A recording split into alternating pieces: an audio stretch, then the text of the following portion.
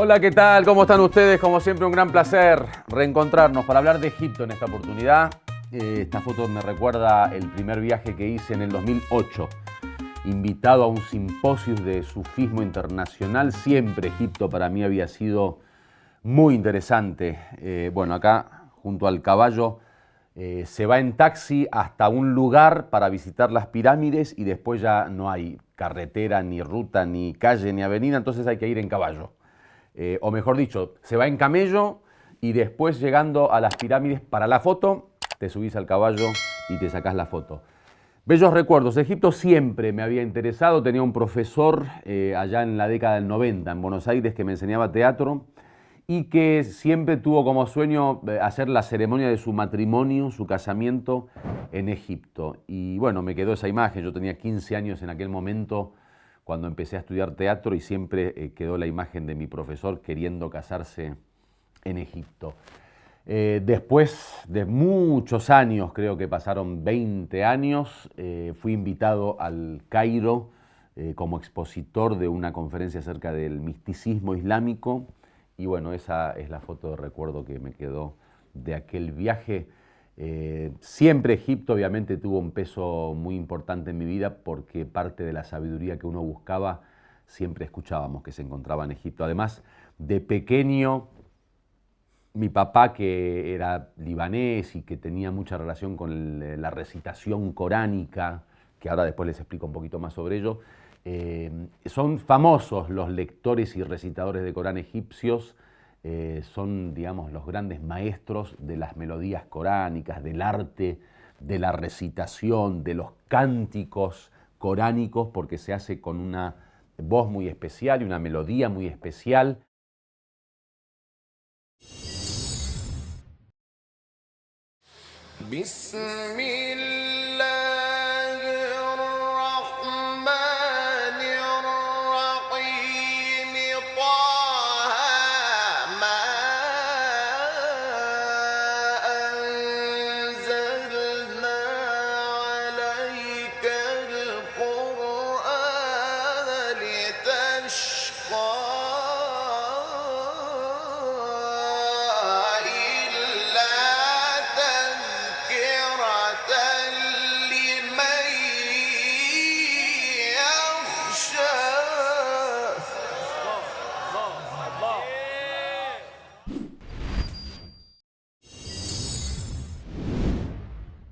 Bueno, de hecho, esto que están viendo, que le llaman Kashmiri, los árabes en Egipto, es justamente la ropa o esta, no sé, una especie de bufanda, una especie de shal, digamos, específico para los lectores, los recitadores de Corán. Generalmente las grandes ceremonias o en la televisión cuando recitan se ponen esto como parte de su vestuario, ¿no? La vestimenta de... Y bueno, siempre tuve yo esa idea de que si algún día viajaba a Egipto, comprarme esa ropa, porque siempre tuve un gran amor por la recitación coránica, el arte de las melodías coránicas, que eso también fue un sueño que se me cumplió, creo que en el año 95 empecé, estando en Beirut, a los 20 años cuando viajé, al mismo tiempo que estudiaba en el Instituto de Idioma Árabe, hice un curso de 3 años en el Instituto Superior de Ciencias Coránicas y ahí egresé como recitador coránico. Les voy a mostrar, porque es interesante, el diploma. Acá está. El diploma de recitador coránico que me fue otorgado después de egresar. Bueno, esto pertenece al Instituto Superior de Ciencias Coránicas y dice que, bueno, es entregado este diploma a Suhail Assad con la nota excelente, después de haber terminado la recitación, un estilo o un método de recitación que se llama Hafz an Asim en el año 1999. Yo terminé y egresé en el 98, en el 99 me entregaron esto, bueno, Beirut, y con la fecha, y ahí con la firma del director Mukhlis Ahmad Al-Jeddah, y esto pertenece al Majlis al-Islami Shia al-Ala, que es el Consejo Superior Islámico Shia de Beirut. Y con este conocimiento de recitación, después cuando entré a la universidad, al seminario acá en Irán, y empecé a estudiar filosofía y misticismo, también con este conocimiento rendí un examen de profesor de recitación coránica, y este es el título que me dio el seminario de Irán como profesor de recitación coránica. Y bueno, muchos bellos recuerdos tengo. En aquel momento había llegado un recitador profesional muy famoso iraquí, que se llamaba Abdulzahra al-Imari, y que él, disculpen, se cayó el diploma, y que él era una especie de Pavarotti de Irak, a nivel Corán, digamos. Y bueno, 3 años estudié con él y fue una bella experiencia, no solo el tema de la recitación y el arte en sí, sino el mismo hecho de participar de la escuela coránica, algo muy tradicional, que la gente se sentaba en el suelo sobre la alfombra, con esas mesillas que hacen especiales para el Corán, para apoyar el Corán, y después con muchos grandes recitadores, y después todas las historias que contaba de la época de sus estudios en Irak.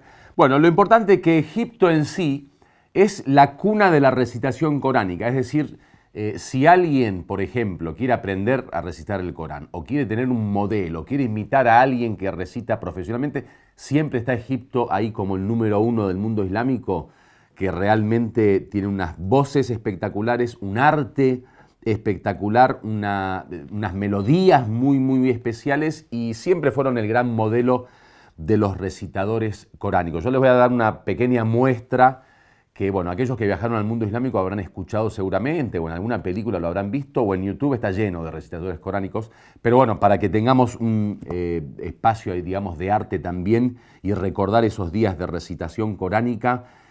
Lo más famoso, por ejemplo, es que se pone el Corán en las mezquitas antes del rezo, 5 veces al día, cuando se hace el adán, que es el llamado a la oración, y que la persona que lo hace se llama el muezín, o en árabe el muadden, y lo hace con una voz muy especial. Les voy a mostrar una parte pequeñita para que escuchen lo que es el adán, que dice más o menos así. La primera frase son dos, Dios es el más grande, o sea, Allahu Akbar, Allahu Akbar, algo más o menos así. Allahu Akbar, Allahu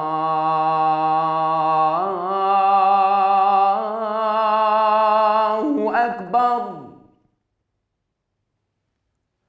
Allahu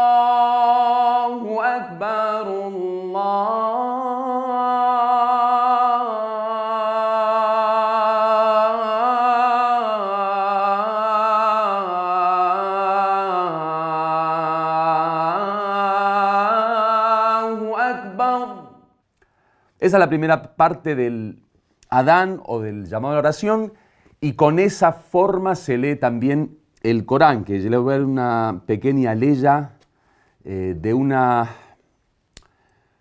parte, digamos, del Corán que habla de la realidad del mundo, de los pueblos. La leya dice: Ya ayuhan nas, oh gente, inna khalaqnakum min dhakarin wa untha. Los hemos creado a vosotros de un hombre y de una mujer, de un macho y de una hembra. وَجَعَلْنَاكُمْ شُعُوبًا وَقَبَائِلًا. Y los establecimos, los esparcimos entre pueblos y tribus. لِتَعَارَفُوا, para que se conozcan mutuamente. إِنَّ أَكْرَمَكُمْ عِنْدَ اللَّهِ أَتْقَاكُمْ. Ciertamente el ser de mayor honra, el más honrado entre vosotros, es el que más piedad tiene entre vosotros.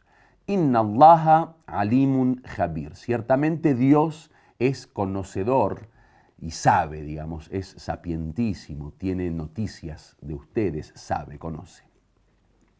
Hay un segundo estilo de recitación que es un poco más rápida, y que es famoso como el estilo de tartil. Para que no tarde tanto la recitación, se hace un poco más rápida y se lee más o menos así. Ya ayyuhan nasu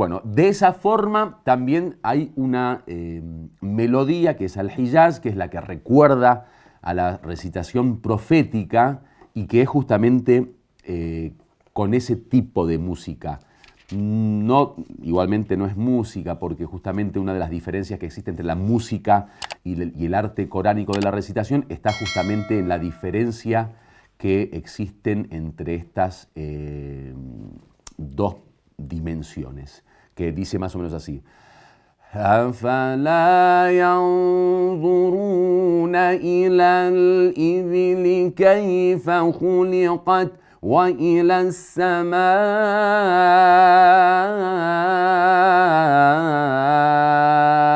كيف رفعت. Y así continúa hasta el final. Y en la melodía es exactamente lo mismo. Si recuerdan la película, na na na na na na na na na na na na na na أفلا ينظرون إلى الإبل كيف خلقت na na na. Es exactamente lo mismo, pero aquello es música y esto es melodía coránica. Hay algunas que son mucho más tristes. Por ejemplo, hay una que se llama Saba. Saba es de la tristeza, del dolor, de la congoja, y uno se da cuenta cuando la escucha, por ejemplo, que como que la aleya quiere transportarte hacia una situación, un estado de congoja. A ver si encuentro la aleya que habla sobre este tema, es bastante interesante. Aleya es el versículo, cuando digo aleya es justamente el versículo. Acá está. En Saba que dijimos. ثم كان من الذين آمنوا وتواصوا بالصبر وتواصوا بالمرحمة أولئك أصحاب الميمنة. Esta es el Saba. ¿Ves que es una congoja?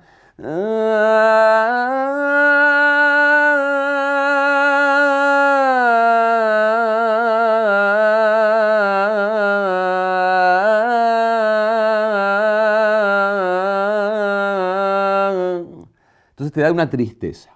Y así sucesivamente. Bueno, ¿cómo se aprende el Corán? Se aprende con esto que están viendo, que esto no es de verdad, esto es pura decoración, pero que me hace acordar en los años 90, cuando no teníamos computadora y al principio de los 90, escuchábamos cassettes directamente, poníamos el cassette y la generación nueva, la Z, no sé, hasta la X puede ser, la Z no me va a entender. Estudiamos con cassette, no había internet y computadora y abrías el sitio y pones el video y YouTube. No. Esto era algo parecido a esto. Entonces tocabas acá, abrías y ponías el cassette. Déjame mostrarte porque lo tengo. Yo recuerdo hace un par de años se lo mostré a mis hijos porque me preguntaron cómo aprendí Corán y le dije, mira, nuestra época era la época del cassette. Dijo, ¿cassette? ¿Qué es el cassette? Y empecé a explicarle. Lo voy a mostrar ahora.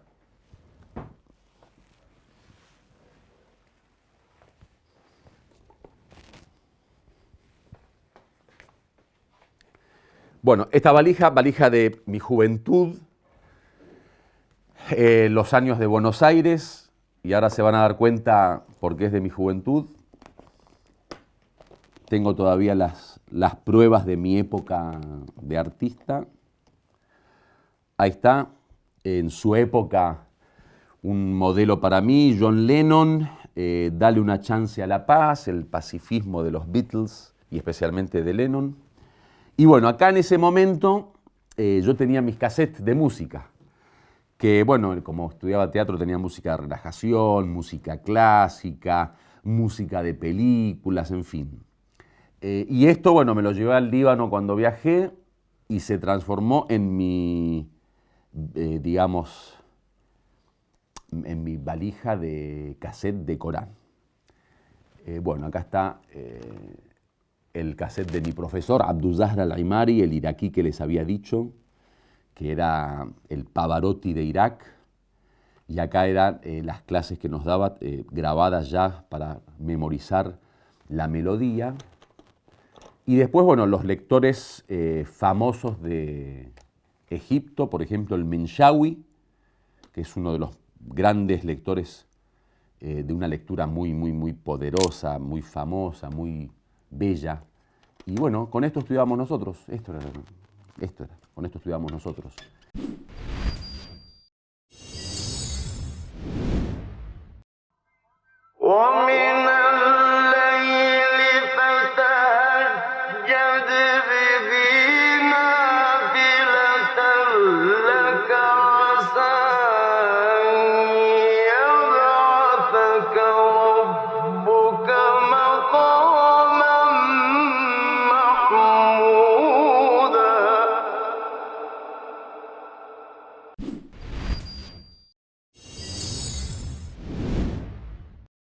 Y entonces era muy complicado porque vos tenés que repetir y repetir y repetir varias veces para recordar la melodía. Entonces es más o menos así. En la clase el profesor te daba toda la melodía junta, supongamos que es, no sé, de acá a acá. Y ahí empieza na na na na na na na na na na na na, y ahí y vas parte por parte. Entonces cuando agarrás el Corán no la podés memorizar toda junta. Entonces ¿qué haces? Por ejemplo, afala yanzurun, pones afala y cortás, stop. Y ahí escuchás afala y ahí empezás a repetir afala, afala y así 100 veces hasta que te sale y después lo vas uniendo con lo otro y uno hasta el final, digamos, va memorizando. Lo interesante de esto es que vos con una leya que memorices, con una melodía, ya después te queda directamente la melodía en sí. Para darte un ejemplo, vamos a cantarle feliz cumpleaños, que los cumpla feliz, que los cumpla feliz, que lo cumpla fulanito, que los cumpla feliz. Después sacás vos el molde. Entonces, na na na na na na na na na na na na na na na na, y con ese molde lo vas a aplicar a cualquier lado. Por ejemplo, acordate la na na na na na na na na. Yo ahora lo pongo en cualquier otra parte. Por ejemplo, abro acá al comienzo del Corán.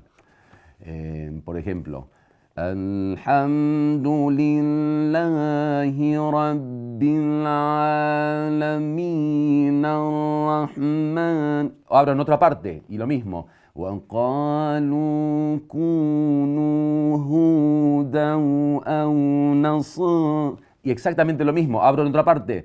سَيَقُولُ السُّفَهَاءُ. Y todo lo mismo. Y ahí vas repitiendo. Bueno. Eso es Egipto y cuando yo viajé ahí fue muy lindo, primero porque pude comprar muchas cosas como estas cosas, el Masbaha y muchísimas otras cosas, perfumes, el Lotus famoso. Recuerdo, por ejemplo, ¿cómo le llaman? El Fairuz, ¿cómo le llaman en español? El Fairuz, la piedra celeste, turquesa. La piedra turquesa de Egipto es muy famosa. Hay dos grandes lugares que tienen piedras turquesas. Una es Nishabur en Irán y otra es justamente Egipto, la turquesa que ahí compré, turquesa. Y muchas cuestiones que la verdad que es muy interesante Egipto en ese sentido. Así que fue un viaje tanto, digamos, espiritual como turístico y académico al mismo tiempo, porque fui para un congreso, pero bueno, aproveché mucho de eso. Entonces, esto es un poco eso. Yo para que sepas, por ejemplo, un Menshawi como este, son los grandes maestros, o sea, es como decir el polo, ¿viste?, de la recitación coránica. Entonces, allá, bueno, los que fallecieron están las tumbas de ellos, están las escuelas, los institutos, están los libros de ellos, las bibliotecas, los lugares donde enseñaban, en fin. Y bueno, fue una experiencia muy linda. Quise simplemente compartir esto con ustedes para decirles que la experiencia también es parte del aprendizaje, es parte de la búsqueda de conocimiento y el poder convivir o experimentarlo de primera mano se hace algo muy bello y con recuerdos muy interesantes que quedan hasta el final. Bueno, muchísimas gracias como siempre, un gran saludo. No se olviden de suscribirse, no se olviden de aconsejar a nuestros amigos que participen. Yo tengo muchas ganas de poder seguir dialogando con ustedes y ustedes me ayudan obviamente si me ven y participan y se suscriben. Un gran abrazo para todos. Hasta la próxima.